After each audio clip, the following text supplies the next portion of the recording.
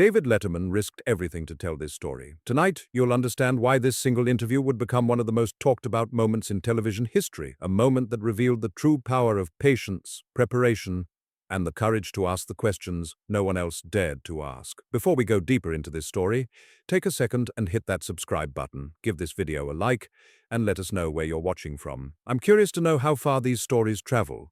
The studio lights were bright that evening, casting their familiar warm glow across the set. David Letterman leaned back slightly in his chair, wearing that signature smile, the one that had made millions of Americans feel like he was talking directly to them, like they were old friends catching up over coffee. His posture was relaxed, effortless, the kind of ease that only comes from decades of experience in the spotlight. But tonight was different. Across from him sat President Donald Trump, a man whose mere presence could transform any room before he even uttered a single word. The energy crackling through the studio was unusual, electric in a way that felt almost tangible. This wasn't just another celebrity guest stopping by to promote their latest movie or comedy special. This wasn't a musician with a new album to plug, armed with rehearsed anecdotes and practiced charm. No, this was the President of the United States, a man who had clawed his way back to the White House after years away from its hallowed halls. A man whose entire life had been lived under the scorching heat of public scrutiny, where every gesture, every word, every fleeting expression was analyzed, dissected, and debated by millions. Every word that would be spoken tonight carried weight. Every glance exchanged between these two men would be scrutinized. Every movement, no matter how small or seemingly insignificant, would be remembered and replayed countless times in the days to come. The atmosphere in the studio was thick with anticipation, as if everyone present, from the cameraman to the audience members sitting in the darkened seats, understood instinctively that they were about to witness something extraordinary, something that would transcend the usual boundaries of late-night television. Letterman started with what seemed like a light tone, his voice carrying that familiar warmth that had comforted viewers for so many years. His smile was gentle, almost disarming, as if he were softening the tension that hung in the air like morning fog. "Mr. President," he began, his voice calm and measured, each word carefully chosen and deliberately placed. "There's been a lot of talk about you and Ivanka lately." At first it seemed like such a simple question, almost harmless in its directness. The studio audience laughed lightly, a collective chuckle that rippled through the seats like a gentle wave. They thought this might be just another playful moment, the kind of light-hearted exchange that Letterman had mastered over his long career. He had always possessed this unique talent for asking questions that felt easy and comfortable on the surface, like a gentle tap on the shoulder from an old friend, only to reveal something much deeper, something more profound and unsettling if the guest responded with genuine honesty instead of rehearsed talking points. But Trump's response was immediate, and it came in a way that nobody in that studio expected. His expression, usually so confident and composed, carefully crafted through years of business negotiations and public appearances, suddenly tightened. The easy smile he had been wearing just moments before faded rapidly, transforming into a sharper, harder line across his face. His eyes narrowed slightly, and the shift in his demeanor was unmistakable. Instead of brushing off the comment with humor or deflecting with one of his trademark jokes, he leaned forward in his chair, and when he spoke, his voice carried a new edge, sharp and cutting. "What do you mean, talk about my daughter?" he asked. But it wasn't really a question in the traditional sense. It was a challenge, a line drawn in the sand, a warning shot across the bow. The tone was defensive, almost aggressive, and it landed in the room with unexpected force. The warmth that had filled the studio just seconds earlier seemed to vanish in an instant, evaporating like water on hot pavement. The audience, who had been relaxed and ready to enjoy what they thought would be a typical late-night interview, went suddenly quiet. The laughter that had filled the air just moments ago died completely, replaced by an uncomfortable silence that seemed to stretch on forever. Even the sound technicians and camera operators seemed to hold their breath, sensing that something significant was happening, that the carefully scripted nature of television was giving way to something raw and unpredictable. Letterman, who had spent decades handling strong personalities, controversial guests, and difficult conversations, noticed the shift immediately. His years of experience had taught him to read these moments, to understand when the carefully maintained facade of civility was beginning to crack. Trump's tone had become deeply personal. He wasn't just defending his daughter from what he perceived as an unfair question. He was going on the offensive, launching a counterattack designed to throw Letterman off balance and reassert control over the conversation. "You've been bitter ever since your ratings dropped," Trump said, and there was a visible sneer in his voice, a contemptuous curl to his words that cut through the studio like a blade. "You don't matter anymore, Dave. People don't care what you think. You're yesterday's news, trying to stay relevant by attacking me and my family."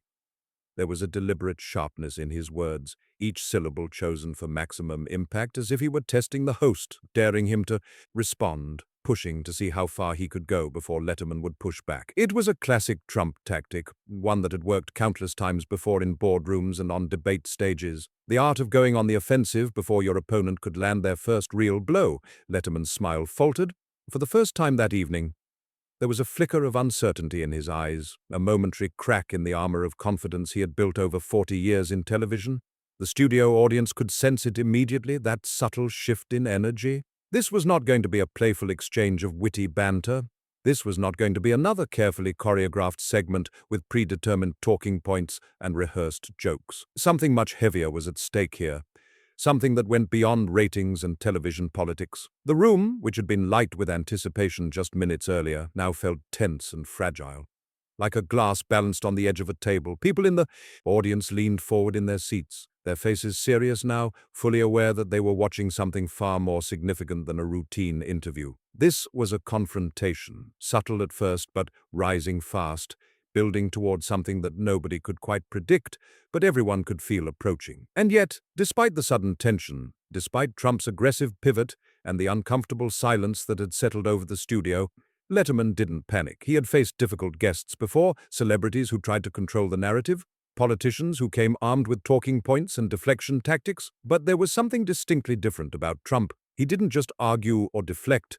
He tried to dominate every conversation he entered, to own the space completely. He controlled the pace of discussions, choosing precisely when to speak, deciding which questions to answer and which to ignore, determining how long to stay on any given topic before pivoting to safer ground. His presence was like a tide, powerful and relentless, pushing forward with tremendous force, leaving very little room for opposition or alternative viewpoints. He filled every available space with his voice, his gestures, his undeniable charisma. But Letterman had a plan, or at least a well-honed instinct developed over decades of navigating exactly these kinds of moments. He made a choice that would define everything that followed. He waited, he listened carefully, and he let Trump speak, giving him just enough rope to either save himself or hang himself with his own words. Trump continued speaking in his familiar rhythm, that distinctive cadence that had become so recognizable to millions of Americans, the kind of speaking style that sweeps listeners along with long, winding sentences and bold declarative statements that demand attention. He moved effortlessly from topic to topic,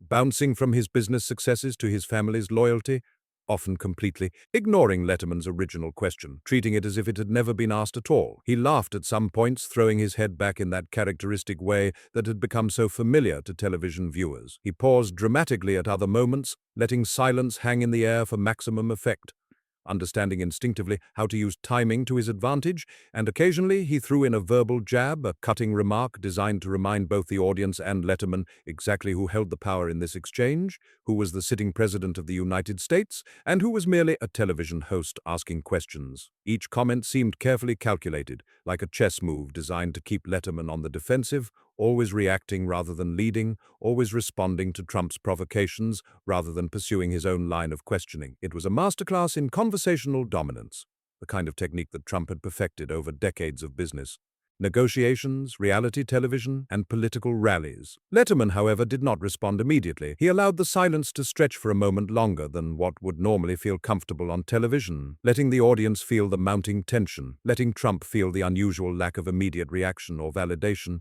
The silence itself became a tool, a weapon of sorts, creating space for reflection and observation where Trump expected immediate engagement. Then, with his characteristically calm voice, Letterman leaned slightly forward in his chair and spoke again. His tone was gentle, almost conversational, as if he were simply chatting with an old friend over drinks rather than confronting the president on national television. But despite the soft delivery, the words themselves carried substantial weight, landing with quiet but undeniable impact. "You want to talk about ratings?" he said, carefully choosing and weighing each word before allowing it to leave his mouth. "Let's talk about the truth instead." The audience felt the shift immediately, like a change in atmospheric pressure before a storm. That simple line, delivered without any dramatic flair or theatrical emphasis, somehow changed the entire energy in the studio. It wasn't loud or overtly confrontational, but it held an unmistakable authority that cut through all the noise and bluster. In that precise moment, the delicate balance of power that had been tilting heavily in Trump's favor began to shift. Trump, who who was accustomed to guiding and controlling conversations in every setting from corporate boardrooms to international summits, felt a subtle but unmistakable challenge. Letterman was no longer just sitting there asking polite questions and accepting whatever answers came his way. He was actively guiding the discussion now, reminding everyone in that studio, including the president himself, that he ultimately controlled the flow of this interview, that this was his show, his stage, his rules. Trump's expression flickered momentarily. He was thrown slightly off guard, though he recovered quickly with the practiced ease of someone who had spent a lifetime in the public eye. His confidence remained intact, but there was now a hint of calculation visible behind his eyes, a subtle recognition that this interview would not unfold exactly as he had anticipated. This would not be just another friendly chat where he could deliver his talking points and control the narrative completely. Letterman's calm persistence, the deliberate and thoughtful way he framed each question and controlled the pace of conversation, created a unique kind of tension without any overt aggression. It was a quiet form of confrontation, intellectual rather than emotional, and it drew the studio audience in even more deeply than theatrical drama ever could have. For the viewers, both in the studio and watching at home, it was absolutely captivating. The usual familiar structure of a talk show, question posed, answer given, laughter shared, had completely vanished. What remained in its place was something far more compelling, a battle of presence, of intellect, of will, and of control playing out in real time. Trump tried to navigate this new dynamic, leaning heavily on his considerable personal charm, his well-practiced humor, and his skill at deflection. He pivoted to different topics, attempted to redirect the conversation toward more comfortable territory, and deployed every technique in his extensive arsenal of conversational tactics. Letterman, however, stayed absolutely steady, unmoved by the attempts at manipulation or redirection. He let each moment build naturally, allowed each word to count and carry its full weight. He didn't rush to fill silences or move quickly past uncomfortable truths. The room, though silent at many points throughout this exchange, was intensely alive with anticipation. Every phrase uttered, every pause that stretched between them, seemed to matter far more than in a typical interview. As the conversation continued to unfold, it became increasingly clear to everyone watching that this interview would be remembered for years to come, not for jokes or light banter, not for celebrity gossip or promotional content, but for the palpable tension in the room, for the battle of control and composure, and for the way David Letterman had responded to a guest who was accustomed to dominating absolutely any room he entered. That opening exchange, those first crucial minutes of conversation, set the definitive tone for everything that would follow. Trump might have tried to steer the entire night from the very start, deploying all of his considerable skills and experience, but Letterman had fundamentally flipped the rules of engagement. He had transformed what appeared to be a simple, innocuous question about Ivanka into a genuine test of control, focus, and calm authority under pressure. And in that quiet but intensely charged studio, with cameras rolling and audience members leaning forward in their seats, everyone present and everyone watching at home through their television screens knew instinctively that something profoundly important was happening right before their eyes. This was not just another routine talk show segment to fill time between commercial breaks. This was a masterclass in handling power dynamics, in managing tension effectively, and in conducting high-stakes conversations while maintaining complete composure. It was all unfolding in real time, completely unscripted, and absolutely riveting to witness. After the tense opening exchanges, the atmosphere in the studio felt charged with electricity, like the heavy, oppressive calm that settles over a landscape just before a massive storm breaks. Trump, still attempting to regain the control that seemed to be slipping through his fingers like sand, leaned back slightly in his chair. His usual confidence was still present, visible in his posture and the set of his jaw, but there was now an unmistakable hint of caution in his eyes, a wariness that hadn't been there when he first walked onto the set. He had expected this to be an easy start to the interview, anticipated a few softball questions lobbed gently in his direction, perhaps some shared laughs with the audience, maybe even some friendly banter with Letterman about old times or mutual acquaintances. Instead, that very first exchange had already unsettled him more than he wanted to admit, even to himself. The ground beneath his feet, which had always felt so solid and secure during countless interviews and public appearances, now seemed slightly less stable. Letterman, on the other hand, remained remarkably quiet throughout this moment. He was watching intently, listening with the kind of focused attention that comes from years of experience, knowing with absolute certainty exactly when the right moment would arrive to strike, when to apply pressure, and when to let silence do the work for him. Then, without any warning or preamble, Letterman struck with devastating precision. He reached down beside his chair and pulled out his phone. The gesture appeared simple, almost casual to the untrained eye, just a host checking his device like millions of people do every day. But the studio audience immediately sensed the weight and significance behind this seemingly ordinary action, understanding instinctively that something important was about to be revealed. On the small screen of Letterman's phone, a video clip began to play, its images projected onto the large monitors positioned throughout the studio so everyone could see clearly. It was an old interview, footage from years past, showing a younger Donald Trump speaking about his daughter Ivanka in a way that had once been publicly dismissed as nothing more than a tasteless joke, an awkward comment made in poor judgment but ultimately harmless. The room went completely silent as Trump's words from that archived footage filled the air, his voice from years ago now landing in an entirely different context, carrying implications that nobody had fully considered when the clip first aired. The words hung there, suspended in the uncomfortable silence, taking on new and disturbing meanings when viewed through the lens of what Letterman was beginning to suggest. Letterman didn't interrupt the playback. He didn't offer commentary or analysis as the clip played. He simply let it run all the way through from beginning to end, his eyes remaining calm and steady, his facial expression carefully unreadable, giving away nothing of what he was thinking or feeling as he watched Trump watch himself on screen. When the clip finally ended and the monitors went dark, Letterman looked directly into the camera lens, making eye contact with millions of viewers at home, and spoke softly, his voice barely above a whisper, yet somehow carrying clearly throughout the entire studio. "What if it wasn't a joke?" he asked quietly. The simple question hung in the air like smoke, impossible to wave away or ignore. The room seemed to hold its collective breath, audience members frozen in their seats, camera operators standing perfectly still behind their equipment, everyone waiting to see how Trump would respond to this direct challenge. The question was devastatingly simple in its construction, just 7 words strung together, yet it cut through all the pretense and deflection with surgical precision, demanding immediate attention and a genuine response.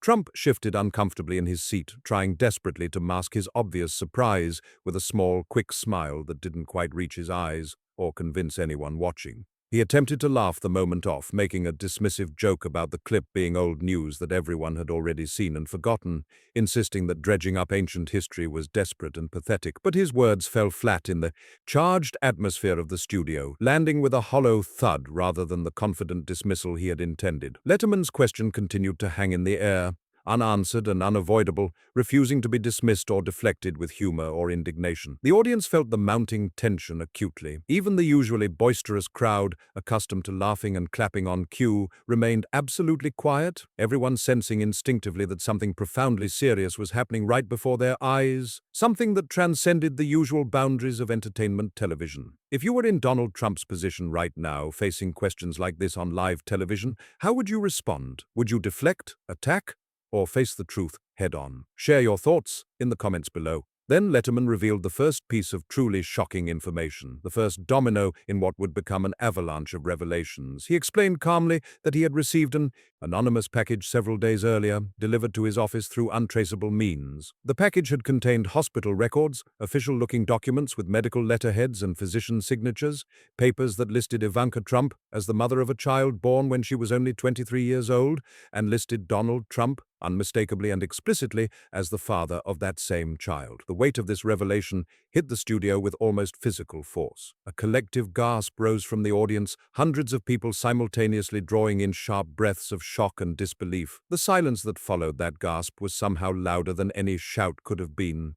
A deafening quiet that seemed to press down on everyone present with crushing weight. Trump's eyes narrowed dangerously, his jaw visibly tightening as he processed what Letterman had just revealed to millions of viewers. For the first time since the interview began, he looked as if he had lost a significant piece of the ongoing battle for control, as if the ground he stood on had suddenly shifted beneath his feet in a way he hadn't anticipated and couldn't immediately counter. Letterman remained completely composed throughout this moment of maximum tension. He let the revelation sink in slowly, giving the audience time to process what they had just heard, allowing the full implications to settle over the room like a heavy blanket. He didn't shout or make wild, dramatic claims designed to sensationalize the moment. Instead, he spoke quietly and carefully, allowing the evidence itself to speak with its own voice, trusting the documents and facts to carry more weight than any theatrical presentation ever could. The records he described weren't just vague allegations thrown out without support, the kind of baseless rumors that circulate endlessly on social media and tabloid websites.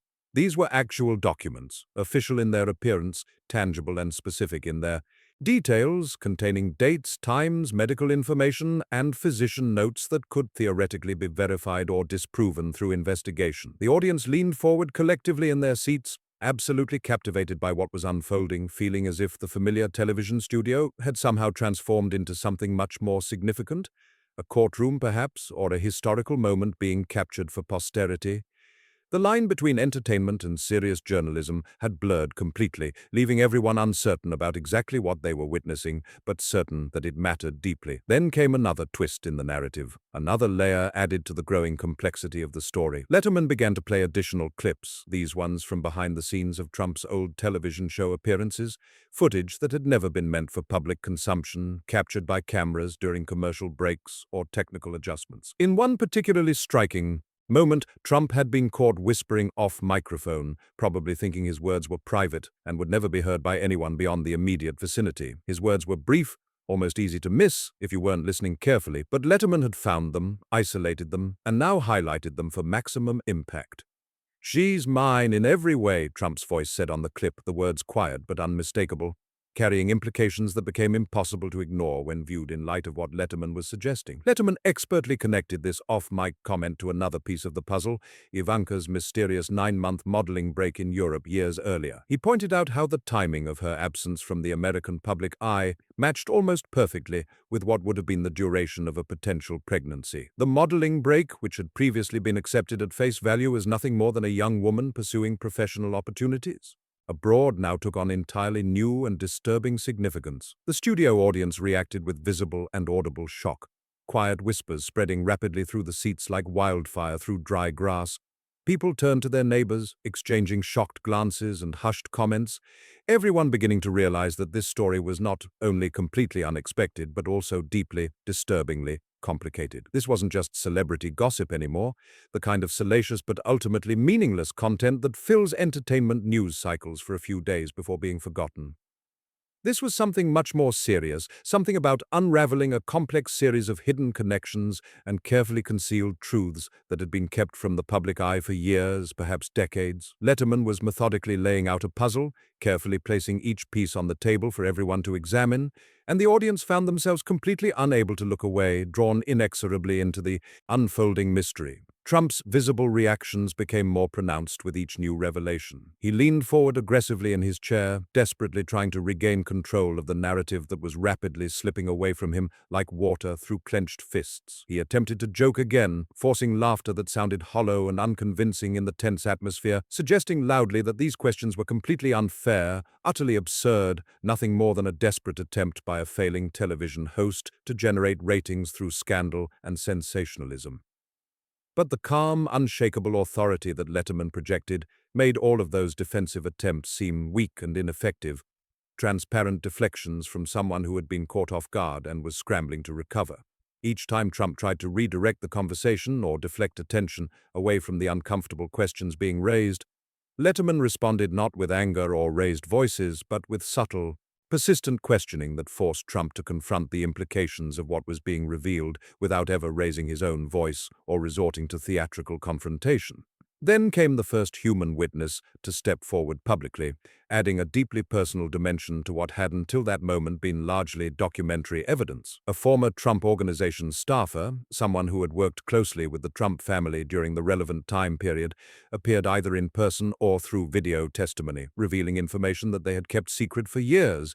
They explained with visible nervousness but clear conviction that they had personally delivered prenatal vitamins to Ivanka's private apartment, carrying out this task under Donald Trump's direct and explicit orders. The revelation was small in terms of the actual words spoken, just a few simple sentences describing a seemingly mundane errand, but it was absolutely enormous in its implications and impact on the larger narrative being constructed. It suggested premeditation and careful planning. It indicated direct knowledge and active involvement from Trump himself. It added crucial elements of credibility to Letterman's growing narrative, transforming what might have been dismissed as speculation into something supported by first-hand testimony from someone who had been there, who had seen things with their own eyes and participated in events as they unfolded. The audience's reaction was a complex mix of disbelief, fascination, and growing certainty that something profoundly significant was being revealed. People exchanged glances with those sitting nearby, mouths slightly open in shock, struggling to process the mounting evidence and testimony that kept building, layer upon layer, into an increasingly coherent and disturbing picture. The tension in the studio had become almost unbearable, so thick you could practically cut it with a knife. Every person present could feel it pressing down on them, making it difficult to breathe normally or think clearly about anything except what was unfolding on that stage. Letterman continued with methodical precision, connecting disparate dots that had previously seemed unrelated, showing the audience how various pieces of information fit together into a larger, coherent whole. He explained carefully and clearly how Ivanka's extended European modeling trip, the precise timing documented in the hospital records he had received, and the off-microphone comment captured on video all aligned with remarkable precision. He painted a detailed timeline, working quietly and patiently, carefully laying out dates and events in chronological order, letting both the studio audience and Trump himself absorb each new detail as it was presented, giving everyone time to understand how the pieces connected to one another. The calmness and measured pace of his delivery contrasted sharply and dramatically with the absolutely shocking nature of the content being presented, and this contrast somehow made everything even more gripping and compelling to watch. There was no sensationalism, no theatrical exaggeration, just facts presented clearly and connections drawn logically. Trump's attempts to regain control and dominance over the conversation started to visibly crack under the mounting pressure. He was accustomed to speaking freely in any setting, dominating conversations through sheer force of personality, confidence, and volume. He had built an entire career on his ability to control narratives and bend conversations to his will. But here, in this particular moment, sitting across from David Letterman under the bright studio lights with cameras capturing every micro-expression, Letterman had created and deployed an entirely new kind of power. It wasn't loud or aggressive, it wasn't based on intimidation or volume.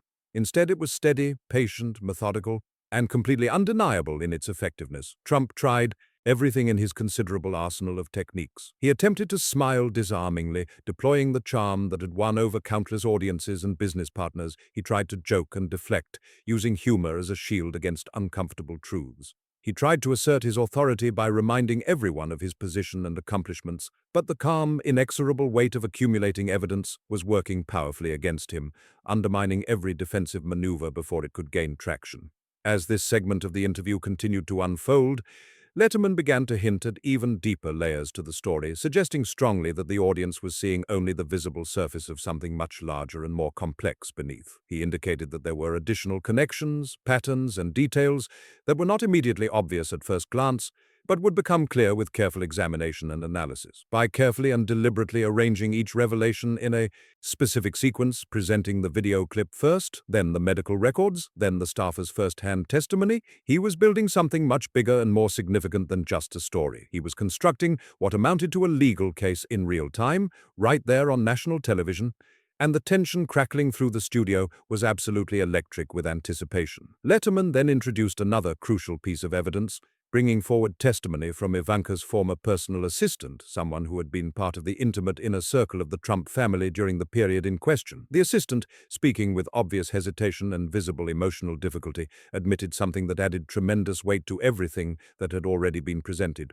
She revealed, after a long, pregnant pause during which you could hear a pin drop in that studio, that she had been required to sign extensive legal papers, binding non-disclosure agreements that explicitly prohibited her from ever speaking publicly about family matters specifically tied to Baron Trump's birth. The audience reacted with an audible gasp that rippled through the seats. This admission added enormous weight to what had already been suggested by the hospital records and the other staffers' testimony about delivering prenatal vitamins. Here was yet another person who had been part of the inner circle, someone who had been legally bound to secrecy through intimidating legal documents, now speaking at least partially and reluctantly to the story that Letterman was so carefully piecing together before everyone's eyes. Every new detail that Letterman methodically presented served to reinforce the emerging picture taking shape in everyone's minds. Ivanka's mysterious and extended modeling break in Europe, lasting exactly 9 months, the precise timing documented in the hospital records, the staffer's testimony about being ordered to deliver prenatal vitamins, and now, the assistant's admission about signing legal agreements to maintain silence, All of these pieces fit together in a way that was becoming increasingly difficult to dismiss as mere coincidence or fabrication. Letterman painted this timeline with remarkable calm and deliberation, connecting events and details that had once seemed completely disconnected and unrelated to one another. He didn't need to shout accusations or make wild claims designed to inflame emotions. The narrative itself, built carefully from documented facts and credible testimony, carried all the impact necessary to enhance the audience. The studio audience could literally see the story forming before their eyes, like individual pieces of a massive jigsaw puzzle sliding smoothly into their proper places, slowly revealing an image that nobody had expected to see, an image that challenged everything they thought they knew about one of America's most famous and powerful families. Trump tried once again to laugh off the mounting claims, his voice rising with frustration and barely controlled anger as he insisted loudly that these were nothing but rumors, wild exaggerations blown completely out of proportion, or irrelevant distractions being used to attack him and his family for political purposes. He spoke more quickly now, his words tumbling over each other in a rapid stream, almost as if by talking faster and louder he could somehow regain the control that had been steadily eroding throughout this interview. But Letterman remained absolutely unmoved and unshaken. He didn't flinch or react emotionally to Trump's increasingly desperate attempts at deflection and dismissal. Instead, he simply allowed the evidence and testimony to speak for themselves, methodically returning again and again to the established facts, connecting one documented detail to the next with crystal clarity and logical precision. The measured calmness of his delivery stood in stark and dramatic contrast to the visible chaos in Trump's increasingly frantic attempts to dominate and redirect the narrative, and this contrast only served to make the story Letterman was telling even more compelling and believable to viewers. Letterman's strategy throughout this interview was subtle in its execution, but devastatingly effective in its results. He wasn't attacking Trump directly or personally. He wasn't engaging in the kind of theatrical confrontation that cable news had made so common. Instead, he was simply laying out evidence piece by carefully documented piece, guiding the audience through each detail with the patience of an experienced teacher, letting the truth emerge naturally and organically on its own without forcing conclusions or demanding that people accept his interpretation. And as more pieces of this complex puzzle fell into their proper places, the audience could clearly see the emerging picture taking shape before them, a hidden pregnancy that had been carefully concealed from public view. Elaborately orchestrated secrecy involving multiple people and legal documents, and a deeply disturbing story of family matters that had been deliberately and systematically kept from public knowledge and scrutiny for years. The implications of what was being revealed were absolutely immense, almost overwhelming in their scope and significance. The tension filling every corner of that television studio had become palpable, so thick and heavy that it felt like a physical presence pressing down on everyone present. At this crucial point in the interview, Trump's frustration became impossible for him to hide any longer. The mask of confidence and control that he had worn so effectively for decades was cracking visibly. He leaned forward aggressively in his chair, his normally composed face flushed with anger and stress, his voice rising noticeably in both volume and pitch as he attempted desperately to regain control through a volatile mix of forced humor and righteous indignation. But every move he made, every deflection he attempted, every aggressive counterattack he launched was met with Letterman's unwavering calm persistence. Letterman didn't interrupt Trump's increasingly agitated monologues. He didn't argue or engage in the kind of shouting match that Trump seemed to be trying to provoke. He simply patiently, methodically presented the next piece of carefully documented evidence, letting the facts and testimony do all the heavy lifting and persuasive work. Before we continue, take a second and share your thoughts so far on this story below. I read every single one. What do you think about Letterman's approach here? Could you have stayed that calm under that kind of pressure? It was a genuine masterclass in handling an extremely powerful personality, without resorting to the tactics that powerful personality typically uses to dominate others. Letterman maintained absolute control over the interview, not through force, intimidation, or volume, but through unwavering focus and impeccable timing, presenting each piece of evidence at exactly the right moment for maximum impact. Letterman then began to connect the documented timing of events with specific personal actions taken by various members of the Trump family and their employees. He highlighted and emphasized Ivanka's European modeling trip once again, drawing particular attention to the specific months during which she had been absent from the American public eye, months that coincided almost perfectly with what the hospital records suggested was the duration of a pregnancy that was being carefully hidden from view. He explained methodically how the medical records from the Swiss clinic, the staffer's testimony about delivering prenatal vitamins under Trump's direct orders, and the assistant's admission about signing legally binding non-disclosure agreements all aligned perfectly with this timeline, creating a coherent narrative that was difficult to explain away as mere coincidence. The story, which had initially seemed scattered across time and space, consisting of disconnected rumors and isolated incidents that meant nothing when viewed individually, now started to make perfect sense in a way that was absolutely impossible to ignore when all the pieces were assembled in their proper order and examined as a whole. The studio audience sat in stunned silence for long stretches during this portion of the interview, absorbing each new revelation carefully, feeling the enormous weight of the story as it continued to unfold before them in real time. There were no dramatic sound effects added artificially to heighten tension, no manufactured shouting matches designed to create false drama for entertainment purposes. The genuine drama and tension came entirely from the careful, methodical accumulation of documented facts and credible testimony, from the way each new piece of evidence built naturally and logically upon everything that had come before it. Letterman's calm, persistent approach created authentic suspense that no amount of theatrical staging could have matched, drawing the audience deeper and deeper into this web of intrigue and deception that felt both immediate and profoundly personal. By the time this portion of the interview drew to a close, the individual pieces of the puzzle that Letterman had been assembling throughout the evening were finally coming together to form a complete and coherent picture. Letterman had demonstrated conclusively that what had once seemed like nothing more than disconnected rumors, isolated coincidences, or wild conspiracy theories could now be understood as integral parts of a much larger, more coherent narrative pattern. Trump's repeated attempts to dominate and control the conversation, tactics that had served him so well in countless other interviews and public appearances throughout his long career, had utterly failed him tonight. He was no longer leading or setting the agenda.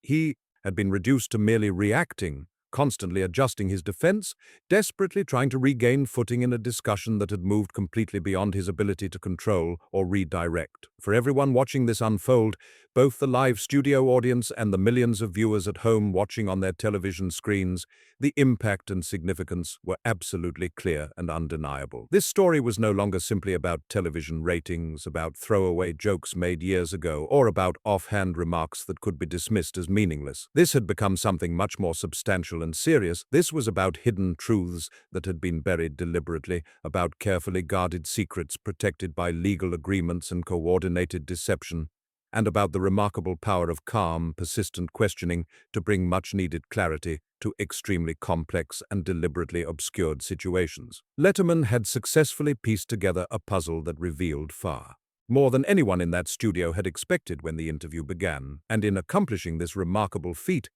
he had demonstrated convincingly that even the most powerful and intimidating public figures could be effectively challenged and held accountable, not through aggression, theatrical confrontation, or attempts to match their domineering style, but through careful, methodical questioning and the moral courage to let uncomfortable truths emerge naturally into the light. The first wave of shocking revelations had landed with devastating impact. The studio, which had been light, playful, and relaxed when the interview first began, now held a heavy, oppressive weight that was impossible for anyone present to ignore or escape. Every eye in that audience, every camera operator behind their equipment, every sound technician monitoring audio levels, everyone understood with absolute certainty that this interview had fundamentally changed in nature and scope. The story being told was no longer just about a president and his daughter in some abstract, distant way. It had become something much bigger, much more immediate, and much more disturbing. A direct challenge to the control Trump had always exercised over his public narrative, a battle between two very different kinds of presence and power, and a careful, meticulous unfolding of revelations that demanded everyone's complete and undivided attention. And in that pivotal moment, as the weight of everything that had been revealed settled over the studio like a heavy fog, the audience members, along with everyone watching at home on their televisions, realized with growing certainty that the rest of this night would not be ordinary or forgettable. Something historic was happening, and they were all witnesses to it. The room felt even heavier now than it had at any previous point during the interview, as if every word that had been spoken was still hanging in the air, demanding continued attention and consideration. Letterman had successfully shifted this interview from what should have been casual, light conversation between two public figures into something far more intense, substantial, and consequential. Trump, who had entered this television studio with such visible confidence and such a strong sense of control over how the evening would unfold, now appeared noticeably on edge. His carefully cultivated composure was showing cracks that were becoming wider and more obvious with each passing minute. His multiple attempts to steer the conversation back towards safer, more comfortable territory were being met consistently with Letterman's calm, unwavering persistence.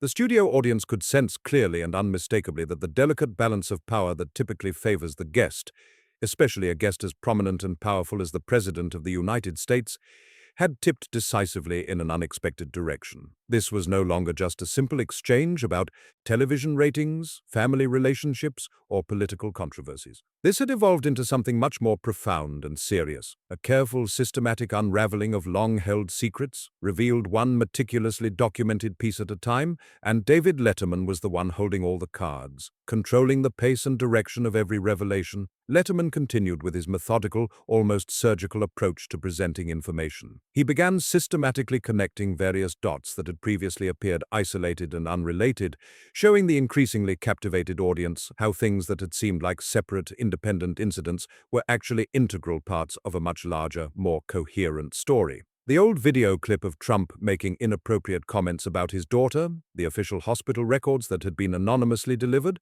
the staffer's first-hand testimony about delivering prenatal vitamins under direct orders, all of these elements were pieces of the same disturbing puzzle, and Letterman was expertly assembling them in front of millions of witnesses. He spoke with deliberate slowness, never rushing through any detail, letting the full weight of each new piece of information sink deeply into the consciousness of everyone present before moving forward to the next revelation. The audience members leaned forward collectively in their seats, completely caught up in the unfolding narrative, finding themselves unable to turn away or even look away for a moment. The quiet intensity and measured control in Letterman's voice made every revelation feel sharper, more significant, and harder to dismiss or rationalize away. The connections he was drawing seemed increasingly solid and undeniable with each passing minute. Then came what might have been the most dramatic revelation of the entire evening, the piece of evidence that would transform speculation and circumstantial connections into something approaching documented proof.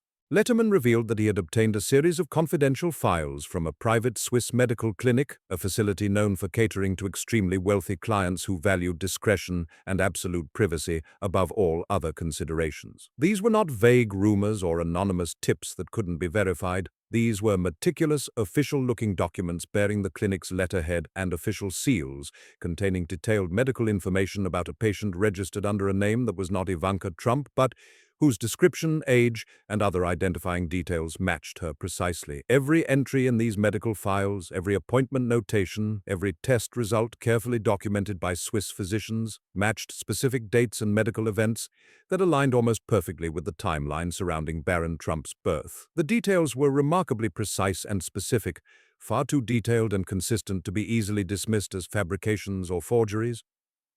The documents listed specific dates for medical appointments, included detailed notes from examining physicians, referenced test results that strongly suggested a pregnancy had occurred during a time period when Ivanka was supposedly in Europe pursuing her modeling career, at a time when absolutely no one in the American media or public had any idea that anything unusual might be happening. For the studio audience, this revelation felt almost impossible to ignore or explain away. The connection between Ivanka's secret 9-month absence in Europe, her complete disappearance from American public events and social gatherings during that crucial period, and these detailed medical records from a foreign clinic created a chain of evidence that was extremely difficult to dismiss as mere coincidence or mistake. Trump's immediate reaction to this revelation was visceral and unmistakable. His practiced smile vanished completely and instantly, replaced by an expression of genuine tension and barely controlled anger, his jaw clenched visibly, muscles tightening in his face in a way that cameras captured in unforgiving detail. He attempted to speak, opening his mouth to dismiss these new documents as completely irrelevant or obviously fabricated, but Letterman did not pause in his presentation or react to the attempted interruption. The calm, measured persistence in Letterman's tone, combined with the methodical way he continued to lay out each piece of documented evidence, made Trump's increasingly desperate attempts to control or redirect the conversation seem futile futile and ineffective.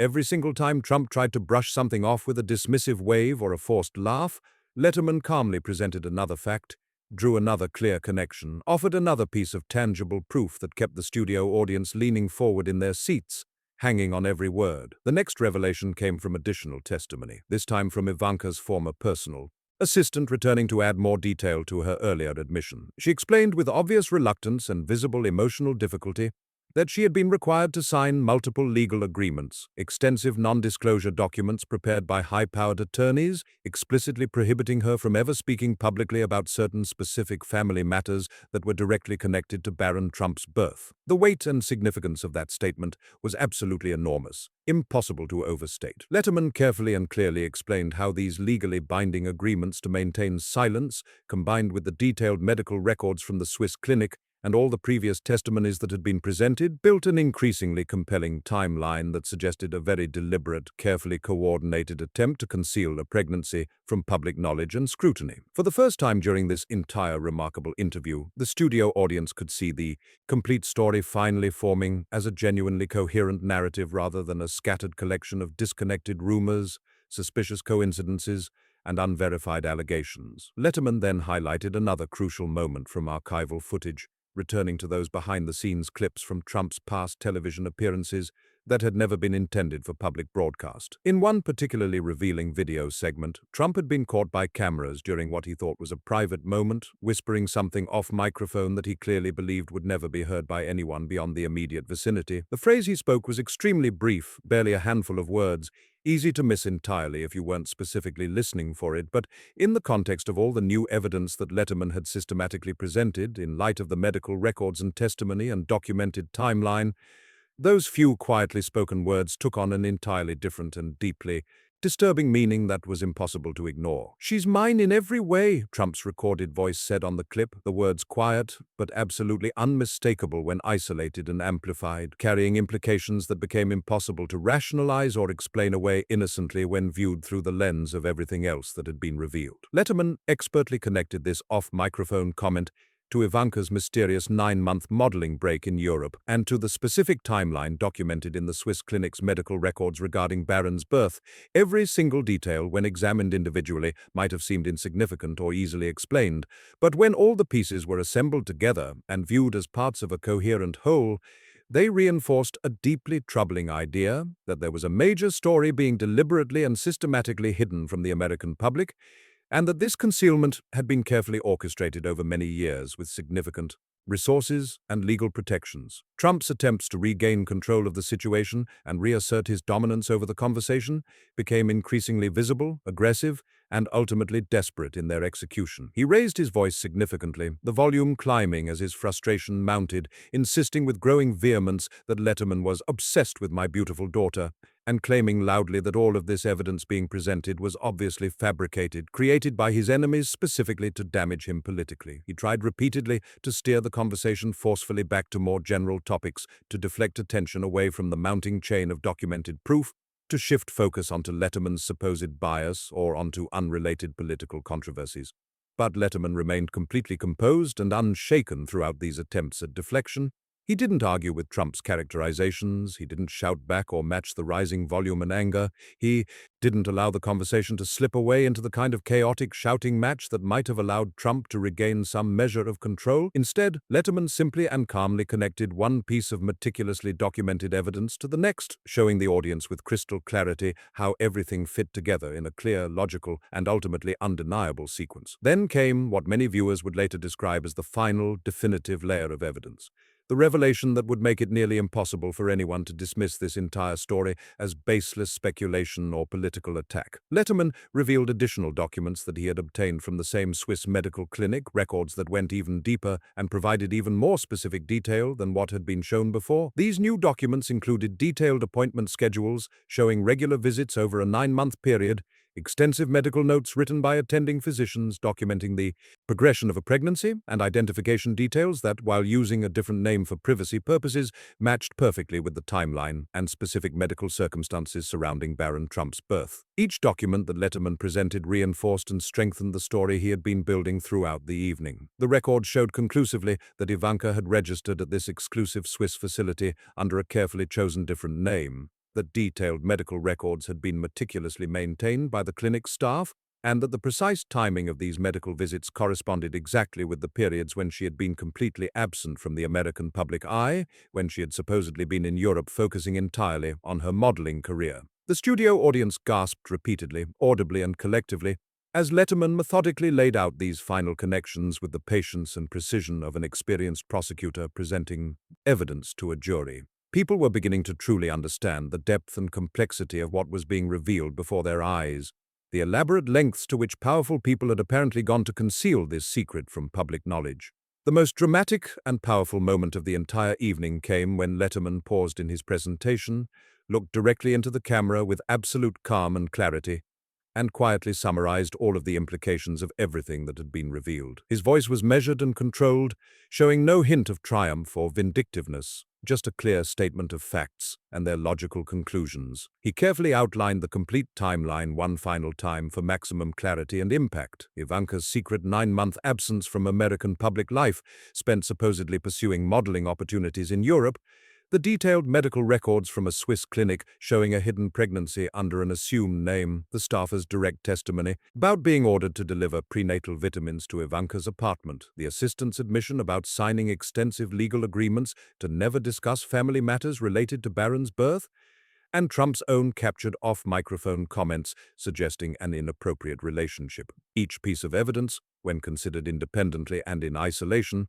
was certainly notable and raised questions. But when all of these elements were brought together, assembled carefully and methodically, and viewed as parts of a single coherent narrative, they formed a story that was almost impossible to ignore, dismiss, or explain away through any conventional or innocent interpretation. Letterman's final words in this crucial section of the interview were deliberately simple, carefully measured, but absolutely devastating in their impact and implications.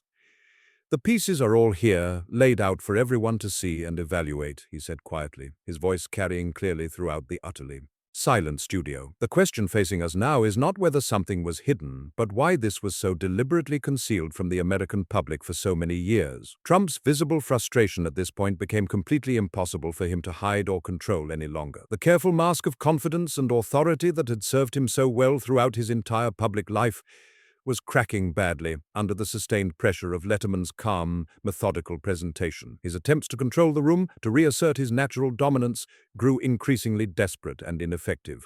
He repeated loudly and insistently that these documents being presented were obviously false, that the stories being told were blatant lies created by his political enemies, and that Letterman was nothing more than a washed-up host trying desperately to stay relevant by attacking me and my family with these ridiculous fabrications. But the remarkably calm and methodical presentation of extensive, documented evidence had already fundamentally shifted the perception of everyone watching. It was no longer simply a matter of competing opinions or unverifiable rumors that people could choose to believe or dismiss based on their existing political preferences. The studio audience and anyone watching at home could now see a clear, well-structured pattern emerging from the evidence, a pattern that was difficult to explain through coincidence alone. Letterman ended this pivotal segment with a quiet but extraordinarily powerful line that would be quoted and analyzed for days afterward. "If this entire story is nothing but lies, as you claim," he said, looking directly at Trump with unwavering eye contact, "then I invite you to show us the truth. Present evidence that contradicts what we've seen tonight." He didn't shout this challenge. He didn't demand immediate answers with theatrical outrage. But the weight of that simple statement hung over the entire studio like a heavy cloud, impossible to ignore or escape. It was simultaneously a direct challenge to Trump's denials, a demand for genuine accountability rather than empty assertions, and a clear signal to everyone watching that this conversation had moved far beyond the usual superficial questions and rehearsed answers that characterized typical television interviews. By the end of this section, the carefully assembled evidence had accomplished exactly what Letterman had intended. The studio was no longer casual or playful in atmosphere. The relaxed, entertainment-focused mood that had characterized the beginning of the evening had been completely replaced by something far more serious and weighty. The audience understood fully and completely the genuine gravity of what had been revealed over the course of this interview. Trump had been forced into an almost entirely reactive position, constantly defending and denying rather than leading the conversation, as he had clearly intended to do when he first agreed to appear on the show. Letterman had completely flipped the script on what Trump had hoped would be a friendly, controlled interview that he could use to his advantage. He had transformed what should have been a routine promotional appearance into a detailed presentation of carefully organized facts, credible testimonies from multiple sources, and documentary evidence that raised profoundly serious questions. Questions that could not simply be ignored, laughed away, or dismissed with Trump's usual tactics of deflection and counterattack. In that charged and electric moment, with millions of people watching through their television screens at home, the narrative of the entire evening had fundamentally shifted in a way that would be analyzed and debated for years to come. Letterman's remarkably calm, methodical approach to presenting evidence and asking questions had demonstrated powerfully that even in the highest-stakes confrontations involving the most powerful people in the country, the power of carefully documented evidence and patient, persistent questioning could outweigh and overcome the force of pure personality and practiced charm. He hadn't needed to shout at Trump or attempt to humiliate him. He hadn't tried to argue or engage in the kind of verbal combat that Trump excelled at. He hadn't attempted to dominate the conversation through aggressive tactics or theatrical confrontation. Yet somehow the cumulative effect of his approach was absolutely devastating and complete. The studio audience could see the story taking its final shape before their eyes, all the pieces finally assembled into a complete and coherent picture. And even Donald Trump, despite all of his extensive experience in handling hostile interviews and confrontational situations, despite his legendary confidence and his lifetime of practice at controlling narratives, had been forced to directly confront a challenge that he simply could not dismiss, ignore, or deflect using his normal methods. The broadcast finally ended after what felt like both an eternity and an instant, but the tension and impact lingered in the studio, thick and almost palpable, like smoke that refused to clear even after the fire had been extinguished. The bright studio lights gradually dimmed to darkness, the cameras stopped rolling and recording, and yet the profound impact of what had unfolded over the past hour remained powerfully present in every mind that had witnessed these events. Letterman had accomplished something that absolutely nobody had expected when this interview was first scheduled and announced. What had started as what should have been a routine celebrity interview, just another promotional appearance in a long line of similar television events, had been transformed into something far more significant, a carefully constructed presentation of evidence,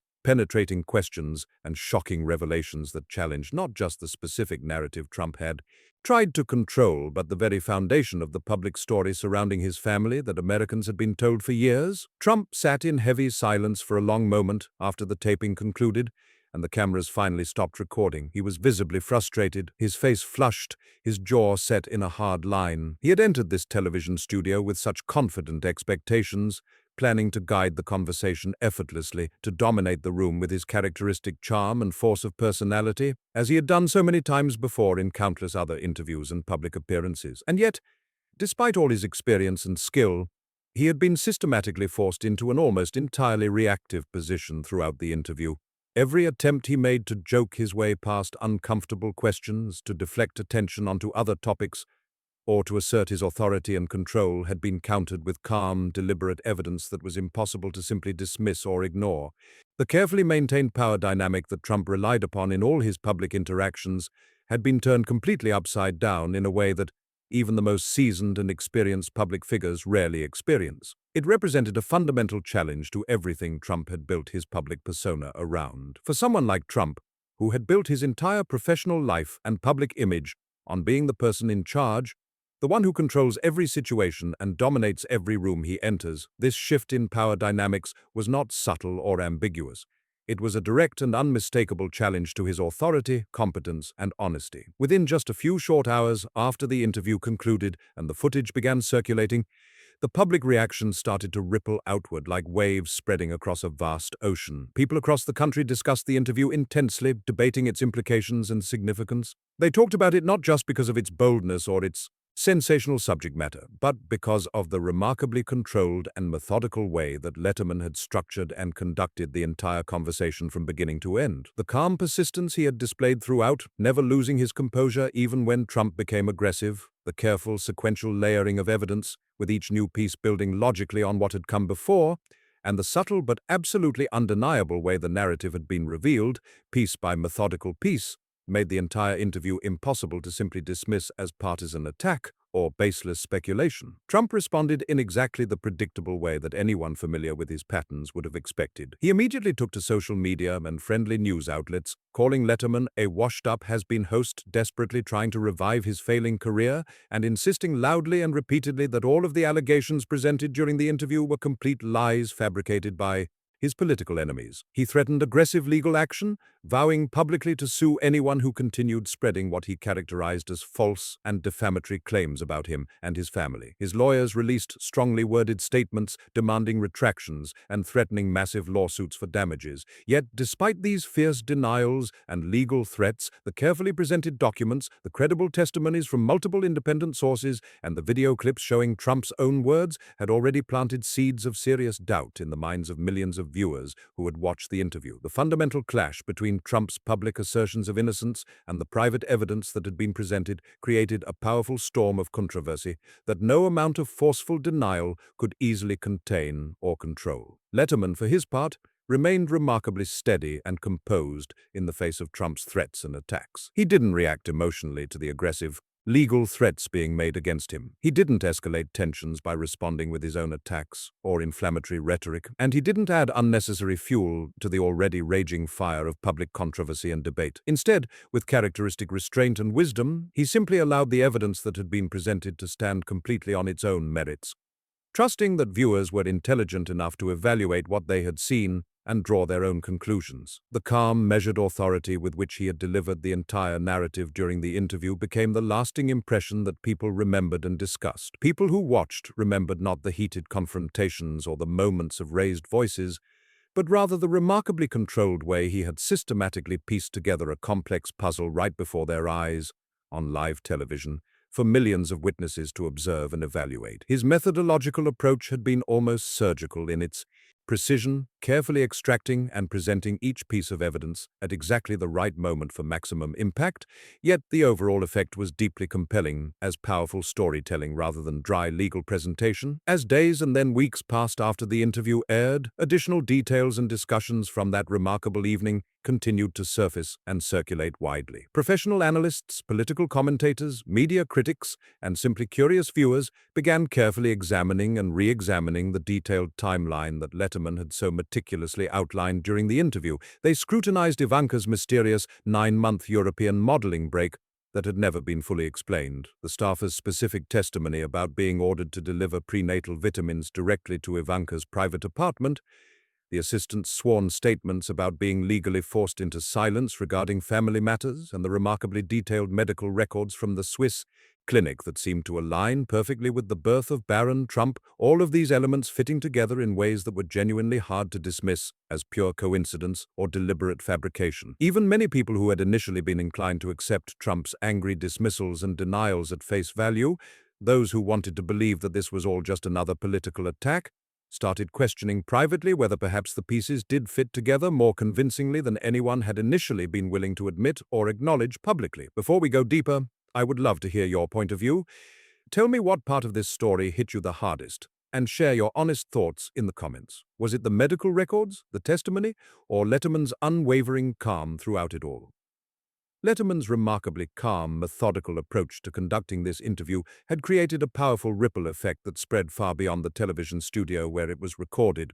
Trump, feeling the mounting pressure from all directions and sensing that public opinion might be shifting against him, attempted various forms of damage control. He gave multiple public statements to friendly media outlets, conducted interviews with supportive journalists, and posted extensively on social media platforms, all trying desperately to reassert control over a narrative that was rapidly slipping away from his grasp. But the more extensively and loudly he spoke in his own defense, the more his carefully crafted narrative seemed reactive and defensive rather than authoritative. He was no longer setting the pace of the public conversation about this controversy. He was responding, reacting, adjusting his story to counter each new piece of information that emerged. He had been reduced to responding to the powerful and compelling structure that Letterman had so carefully created during that one remarkable interview. Every claim Trump made that the evidence was fabricated, every angry insistence that the entire story was nothing but malicious lies designed to destroy him, played directly into the careful structure that Letterman had established during the interview,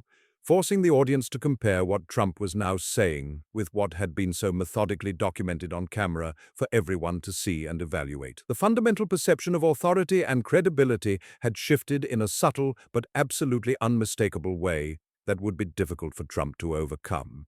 Meanwhile, David Letterman's calm, completely unshakable demeanor throughout the entire interview became something of a cultural model for how to handle extremely high-stakes situations involving powerful people. His approach demonstrated convincingly to millions of viewers that genuine influence and impact don't always have to come from aggression, confrontation, or attempting to match volume with volume. True influence, he showed, can come from patience, from careful and thorough preparation, from the moral courage to present uncomfortable truths without theatrical dramatics or emotional manipulation. The studio audience, along with the millions of people watching at home on their televisions, could clearly see that an interview, when conducted with proper focus, adequate preparation, and persistent determination, could uncover critically important information that would otherwise remain permanently hidden from public view and scrutiny. As this remarkable story continued to circulate through American culture and media, fundamental questions began to emerge and demand answers. Viewers everywhere engaged in intense debates about the specific timeline of Ivanka's European modeling break and whether it really did align suspiciously with a potential pregnancy. They discussed and analyzed the detailed clinic records that Letterman had presented,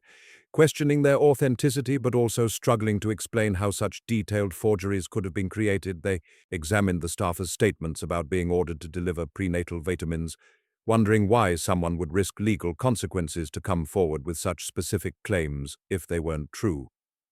Some people began asking whether there were even more undisclosed details still hidden behind the scenes, additional information that hadn't yet come to light. Others speculated extensively on how public perception of the Trump family might fundamentally change if all of this evidence was examined even more closely and thoroughly by professional investigators or journalists. Letterman had not only successfully challenged Trump's ironclad control over the narrative during that one televised moment, he had sparked a much broader and more significant discussion about accountability for powerful people, about transparency in public life, about the fundamental importance of asking difficult questions even when they make powerful people uncomfortable, and about the genuine power that calm, persistent, fact-based questioning can wield even against the most intimidating personalities. Trump's carefully cultivated public image, built methodically over many decades on foundations of confidence, control, personal charisma, and the force of his personality, faced an unexpected and serious test. The interview had highlighted powerfully how even the most commanding and dominating personalities can be effectively confronted and challenged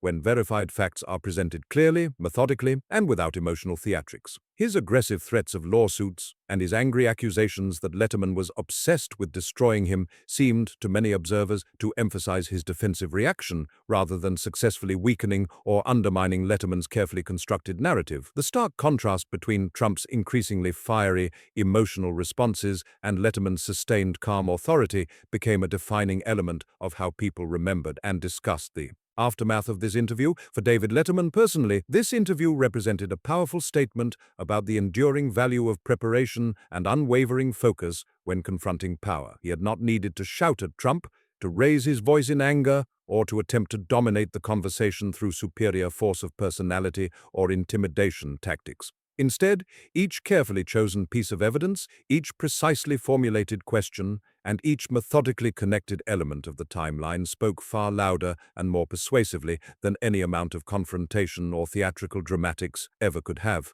The interview became widely recognized as a genuine demonstration of how thoughtful, persistent, fact-based storytelling could fundamentally change the public perception of power and authority in real time, right before millions of witnesses. In the days, weeks, and months that followed the airing of this remarkable interview, the American public continued to process and discuss what had happened. The interview wasn't just another fleeting television moment that would be forgotten within days. it had become something much more significant and lasting, a genuine case study in influence, control, authority, and accountability that would be analyzed in journalism schools and discussed in media criticism for years to come. Letterman had revealed convincingly that control in public discourse is not ultimately about who talks the loudest, who interrupts most frequently, or who speaks the fastest to prevent others from getting a word in. True control, he demonstrated, is about who presents the truth most clearly, most calmly, and most convincingly. Even Donald Trump, despite all of his extensive experience in handling media, despite his legendary ability to dominate any conversation, despite his decades of practice at controlling narratives and spinning stories to his advantage, had been forced during this interview to directly confront documented evidence that he could not simply ignore, dismiss with a joke, or spin into something harmless and meaningless. Ultimately, the aftermath and legacy of this interview underscored a profound lesson about human behavior, communication, and the nature of power in modern society. Genuine power can be effectively challenged, even in the highest stakes situations imaginable, when patience, verifiable evidence, and crystal clarity are employed strategically and persistently. The story of that remarkable night became a lasting example of how careful, methodical, fact-based questioning could successfully uncover hidden truths, could challenge even the most formidable authority figures, and could create a compelling narrative that would resonate far beyond the immediate moment when it was first revealed. By the time active discussion of this conversation finally began to fade somewhat from the center of immediate public memory and media attention, the fundamental impact and significance remained. Deeply embedded in American culture, David Letterman had succeeded in shifting the dynamic entirely during that interview, leaving a profound and lasting mark on everyone who watched it, whether they were sitting in the studio audience or viewing from their homes across the country. The television studio may have emptied after the cameras stopped rolling. The technical equipment may have been powered down and stored away, and the broadcast itself may have ended and moved into the archive of past programs. But the powerful lessons of that extraordinary night, lessons about moral courage, about maintaining composure under extreme pressure, about the enduring power of carefully documented evidence and persistent questioning, would continue to linger powerfully in the minds and hearts of those who had witnessed it, fundamentally shaping how such confrontations between journalists and power would be remembered, analyzed, and attempted for many years into the future. This interview between David Letterman and Donald Trump became more than just a moment of television history. It became a masterclass in how preparation, patience, and the courage to pursue truth can challenge even the most powerful figures in our society. Letterman showed us that you don't need to shout to be heard. You don't need to match aggression with aggression. Sometimes the quiet presentation of facts, delivered with calm authority, speaks louder than any theatrical confrontation ever could. What made this interview unforgettable wasn't just the shocking revelations or the documentary evidence. It was watching one man refuse to be intimidated, refuse to be derailed, and refuse to let uncomfortable truths remain buried simply because someone powerful wanted them to stay hidden. So here's where I want to hear from you, the Celebrity Chronicles family. What's your biggest takeaway from this story? Do you think Letterman's approach was the right one? Could you have maintained that level of composure if you were in his position, facing down one of the most powerful people in the world? Drop your thoughts in the comments below. I genuinely read every single one, and I love hearing different perspectives on these stories. If this story moved you, challenged you, or made you think differently about power and accountability, do me a favor, hit that like button, subscribe to Celebrity Chronicles if you haven't already, and share this video with someone who needs to see it. These stories matter, and they travel further when we share them together. Thank you for being here, for watching until the very end, and for being part of this community. I'll see you in the next one, where we'll dive into another story that reveals something important about the people who shape our world. Until then, stay curious, stay questioning, and never be afraid to seek the truth, no matter how uncomfortable it might be.